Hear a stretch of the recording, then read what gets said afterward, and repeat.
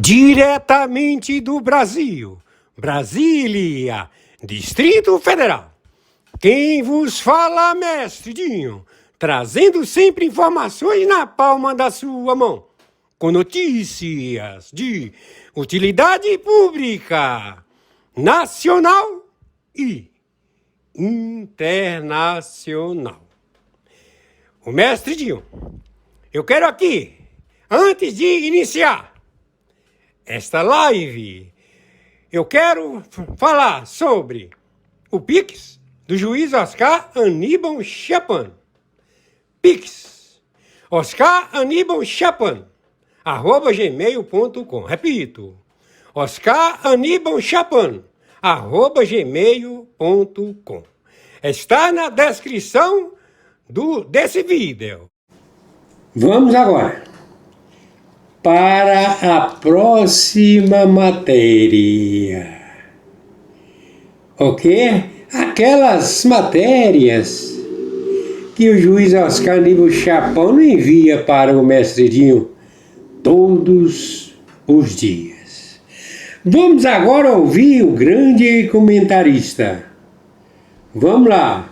Pode falar. Fica à vontade. Aí o jornalista. São três forças que convergem para a mesma solução: libertar Bolsonaro. E Lula, que é político experiente, sabe quando está perdendo batalha. Sabe quando precisa recuar para sobreviver. E esse pode ser o momento. Então é isso, patriotas. Trump enviou carta oficial a Lula, 72 horas para libertar Bolsonaro. Ou sanções econômicas mais apoio à greve dos caminhoneiros. É ultimato real. É pressão máxima. É checkmate diplomático. Nas próximas 72 horas, 3 dias, vamos saber se Bolsonaro será libertado. Vamos saber se Lula cede à pressão ou tenta resistir. Vamos saber se Brasil evita a crise econômica ou mergulha nela. Inscreva-se no canal, ative o sininho, torne-se membro e, principalmente, volte aqui amanhã para a atualização. Porque a cada dia dessas 72 horas vamos ter novidades, vamos ter desenvolvimentos, vamos ter movimentações, é história sendo feita em tempo real. É futuro do Brasil sendo decidido em 72 horas. É Bolsonaro mais perto da liberdade do que nunca esteve desde 22 de novembro. A carta está na mesa. O prazo está correndo. E Lula precisa decidir. Soberania orgulhosa com economia destruída ou pragmatismo humilhante com o país funcionando e Bolsonaro livre? Qualquer político sensato sabe qual é a escolha certa. Resta saber se Lula é sensato ou é orgulhoso demais. Um forte abraço e até amanhã com a atualização das primeiras 24 horas do ultimato de Trump. O relógio está correndo e Bolsonaro pode estar livre em 72 horas. O Chicão Caminhoneiro foi à presidência da República ontem para protocolar uma ação referente à paralisação geral da categoria marcada para amanhã. Vou continuar aqui que eu só estou sortando hoje. O líder da União Brasileira dos Caminhoneiros, a Bárbara Gância... Não, essa foi a primeira pauta. É o Chicão Caminhoneiro foi à presidência da República ontem para protocolar uma ação referente à paralisação geral da categoria marcada para amanhã, quinta-feira. O desembargador aposentado Sebastião Coelho acompanhou a visita. Segundo o Chicão, o projeto que prevê a greve foi criado a várias mãos. Chicão também negou que a paralisação tenha cunho político e pediu que os caminhoneiros pratiquem o respeito às leis. Acompanhe. Trata-se de uma solicitação aí, uma confirmação, né, do início de uma movimentação nacional da categoria dos caminhoneiros. Sim. Queremos oficializar. Nós estamos aqui no protocolo da Presidência da República, né? O líder Chicão Caminhoneiro, o doutor Amarildo e a Cris Mourão, né? Fazendo esse protocolo do movimento que começará no próximo dia 4, né? Então eu e o doutor Edson Marques estamos aqui também junto com o doutor Amarildo para dar o apoio jurídico ao movimento e mais tarde nós daremos maiores informações. Esse projeto está sendo construído a várias mãos, né? É uma situação que demanda preocupação na categoria e em discussão com o pessoal de Ourinhos, com o Júnior e com outras lideranças de todo o Brasil, a gente tomou a decisão de startar esse processo, chamando os nossos irmãos caminhoneiros para estarem conosco, trabalhando e buscando pelos nossos objetivos, fazendo com que as leis que existem e que infelizmente não são aplicadas para a nossa categoria comecem a ser respeitadas.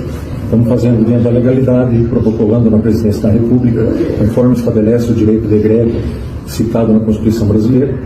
E quero deixar claro para todos os amigos do Brasil que é o seguinte: esse movimento é um movimento de guerreiros, é um movimento de caminhoneiros, lutadores, mas que temos que ter respeito às leis. Não podemos impedir o livre das pessoas, temos que respeitar toda a legislação que é imposta na categoria no sentido de permitir o livre trânsito das pessoas. Né? A gente tem que zelar pelo que é correto. Queremos os nossos direitos, mas não podemos atrapalhar a vida de ninguém. Então, vamos trabalhar com decência para que a gente consiga atingir todos os nossos objetivos. Segré. Segré ou Caivano? Caivano, Segré, Caivano, Segré, Caivano. Quero vê-la sorrir, quero vê-la cantar, quero ver o seu corpo dançar sem parar. Vamos, Segré. Tá, eu espero que, primeiro, grande parte da categoria que não está apoiando essa greve apoie. Primeiro, não é uma questão ideológica, pelo menos na justificativa oficial. Tem a ver com melhoras da categoria, no cumprimento de algumas determinações e normas e, sobretudo, um afogamento da situação financeira de muitos caminhoneiros. Mas vai ter muita gente que vai interpretar que isso tem a ver com alguma lógica com a detenção, a prisão de Bolsonaro. Qualquer seja a modalidade que eles queiram colocar e qual seja o motivo, eu acho que caminhoneiro merece respeito. 80% de tudo o que está rodando para você ter comida, para você carregar gasolina, tem a ver com caminhoneiros. E, de novo, quando a gente não sofre na tarraqueta própria, o resto é, como é que se fala? Refresco. É refresco. Então, respeito pelos caminhoneiros, sim. O nosso apoio, pelo menos o meu apoio, eles terão amanhã. Agora, não entendi também, Caivano, por que eles foram lá e documentaram que vão fazer a greve. Isso eu não entendi. Pimenta no olho dos outros é colírio. Isso, né? Na tarraqueta do outro. Bom. É na tarraqueta, no olho não, na tarraqueta é outro tipo de coisa. Na busanfa, tá bom.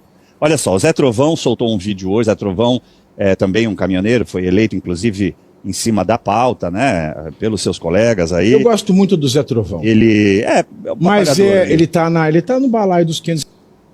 Sim. Desculpa, todo mundo que eu conheço e gosto da Câmara, todos vocês estão no balaio de quem não merece ser reeleito. Todos, exceto o Sargento Gonçalves. E o Eduardo Bolsonaro, que foi retirado pelo STF. Isso aí. Mas é verdade. Vocês são inúteis. E ele gravou um vídeo de ontem ou de hoje, não sei, dizendo que ele não está apoiando totalmente essa paralisação.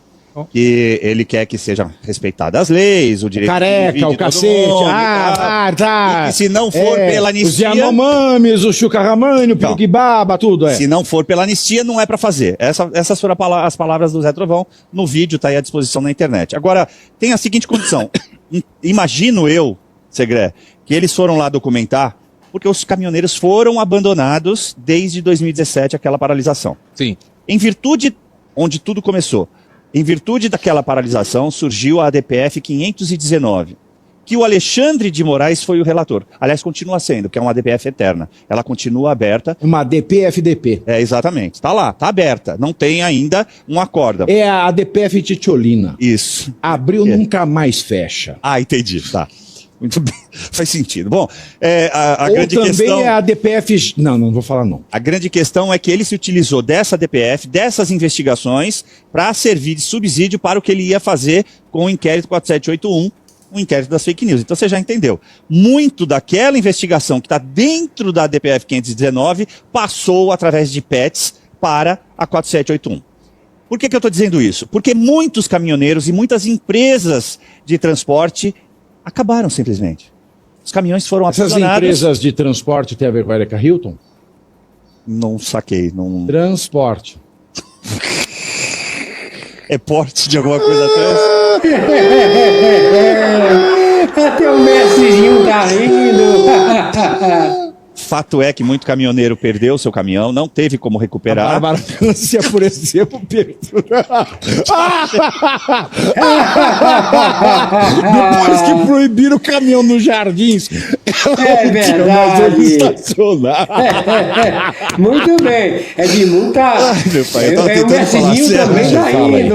Bom, muito caminhoneiro perdeu o caminhão, as empresas fecharam. Estamos nos mudando. Você viu que estamos mudando? Tá indo mais pro outro lado. empresas fecharam, então eles se sentiram abandonados. Então, em que pese... Alemão, desce aqui consertar esse tablado aqui, Alemão. Que pese a boa vontade, né, a iniciativa do Chicão, temo que não vai vingar. E aí eu vou dizer uma coisa, por que eu sou contra? Porque nós somos um país polarizado, tem gente do lado de lá e tem gente do lado de cá. A gente não pode impedir quem está do lado de lá de se locomover. O direito de ir e vir tem que ser preservado. Então, talvez por isso, por esse motivo, eles foram apresentar essa documentação para dizer, olha, a gente vai fazer uma movimentação, uma paralisação com o caminhão, mas não vamos interromper rodovias, não vamos interromper avenidas. Então, espero que, se acontecer, que aconteça do jeito certo. Hoje conversei com Amarildo, Sei o advogado dos caminhoneiros. Sim. E ele garantiu que não vai ter nenhuma interrupção de estrada. Vamos lá. Agora, Ivan, o governo dos Estados Unidos orientou os cidadãos norte-americanos a deixarem a Venezuela imediatamente e reforçou o alerta contra viagens ao país. Parece que a qualquer momento vai haver aí ações militares dos Estados Unidos na Venezuela. Seria isso?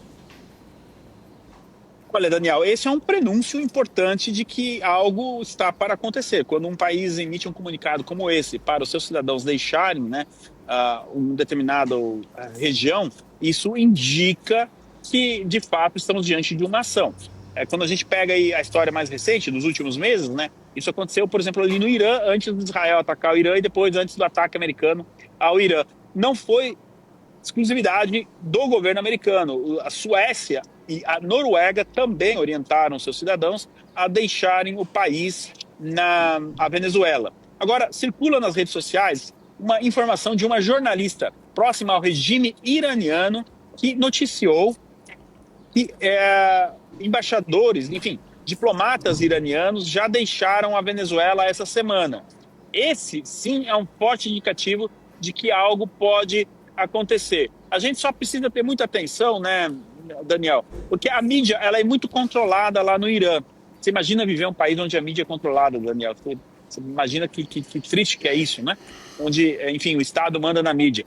Mas, enfim, então a gente precisa pegar essa informação também como uma pinça. Agora, se de fato diplomatas iranianos e agora cidadãos americanos são instados a deixar a Venezuela, possivelmente estamos diante, no mínimo, de um grande tumulto, de um grande caos no país. Tem uma ação que está sendo interpretada também como uma possível ação de despistagem, que foi um pedido de Maria Corina Machado, líder da oposição, né, para que a população se prepare para um levante nos próximos dias. Isso aí também pode ser um indicativo ou de uma ação de despistagem ou que, de fato, algo muito importante está para acontecer na Venezuela nos próximos dias. Daniel. Guta Pini vai trazer mais um ponto para a nossa conversa contigo. Bom dia, Ivan. E essa história de que Joesley Batista foi para a Venezuela para convencer o Maduro a renunciar? Que sentido tem nisso tudo? Qual que é a tua avaliação? Olá, Guta. Sempre com perguntas pertinentes e importantes, né? Olha, a gente está trabalhando nisso desde ontem, né? Afinal de contas, até onde é verdade, qual a capacidade do Joesley Batista convencer o Nicolás Maduro a deixar o poder? Vamos primeiro no que é fato. Guta, você vai concordar comigo. Nicolás Maduro, na manhã desta sexta-feira, dia 5, ele ainda é o ditador da Venezuela, ele ainda detém o poder na Venezuela. Então, se Joesley Batista foi com a intenção de convencer Maduro a deixar o poder, ele, até o momento, fracassou nessa missão. Segundo ponto, é uma pergunta que a gente precisa fazer. Se a ideia era persuadir Nicolás Maduro sair da Venezuela, por que ele não fez isso por uma ligação telefônica? Por que ele foi pessoalmente lá? Por que ele foi com um avião? O que foi dito pessoalmente que ele não poderia dizer por telefone? Ou será que tanto Joesley quanto Maduro temem que a linha telefônica ali possa já ser rastreada pela CIA? Enfim, de qualquer maneira, ele foi com o avião dele. Será que a verdadeira intenção era já sair com Maduro ali dentro do avião, com a família, em direção ao Brasil e depois ele ir para o Catar ou para a Turquia? Eu não sei, estou levantando hipóteses, Guta, porque essa história aqui vai render muitos livros, viu? Pode ter certeza, o pessoal que gosta aí de um suspense tem material abundante para escrever um livro. Eu presumo que essa tenha sido a intenção, de ir lá e voltar de lá com o Maduro. O Maduro não entrou no avião. E olha, eu aqui devo dizer que eu eventualmente concordo com o Maduro, porque quais garantias o Maduro teria de que esse avião não ia desembarcar ali na base americana de Porto Rico, né? Então, é uma história recheada de mistério, suspense, mas eu acredito, Guta, que nesse momento é muito importante a gente analisar os fatos. E os fatos indicam que até agora, se a intenção era essa, Joesley Batista não conseguiu levar a sua missão ao fim. Daniel, eu devolvo para você aí no estúdio. Guta vai trazer mais um ponto para você agora, Ivan. Eu queria te ouvir também, Ivan, em relação ao aspecto diplomático de tudo isso. Porque, como assim um empresário brasileiro sai daqui para ir lá tratar com um ditador, mas enfim, é o chefe de Estado da Venezuela? Como é que fica a nossa diplomacia aqui? Até agora não vi nenhuma manifestação do nosso chanceler. Como é que fica a imagem diplomática do Brasil nisso aí no cenário internacional? Olá, Guta. Olha, ela fica escancarada, porque de fato nós temos um ministro das Relações Exteriores ali, o Mauro Vieira, muito fraco. Na hora do vamos ver mesmo, quem assume as funções aparentemente é o Joesley Batista. Circulam rumores na mídia que quem aproximou o governo Trump do governo Lula foi o Joesley Batista, e agora essa questão aí, podemos presumir que o Joesley Batista tenha sido o enviado, não é, do governo Lula a conversar com Nicolás Maduro, possivelmente com o aval do governo americano, isso a gente não pode confirmar. Agora, é o seguinte, a pergunta, Guta, que a população brasileira precisa fazer é justamente essa que você fez. Qual é o cargo do Joesley Batista? O fato de ser bilionário lhe dá a garantia constitucional para exercer o cargo de mediador? Quer dizer, aqui a gente tem um problema sério, um problema grave. O Itamaraty ontem, o governo brasileiro disse que sabia da viagem, mas que não tem nada a ver com a viagem. Isso pode dar um problema lá na frente. O governo brasileiro precisa provar que não sabia do intuito da viagem e das negociações. Isso é muito sério. Nós temos, como você bem disse, Guto, um empresário assumindo ali a questão geopolítica em uma negociação complexa como essa questão da Venezuela.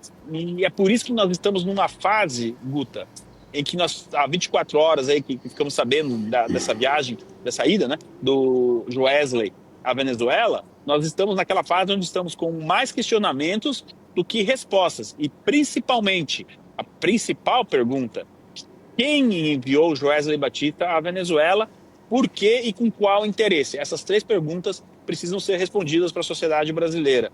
Daniel, devolvo novamente para você no estúdio. Vou trazer para a nossa conversa agora, Ivan.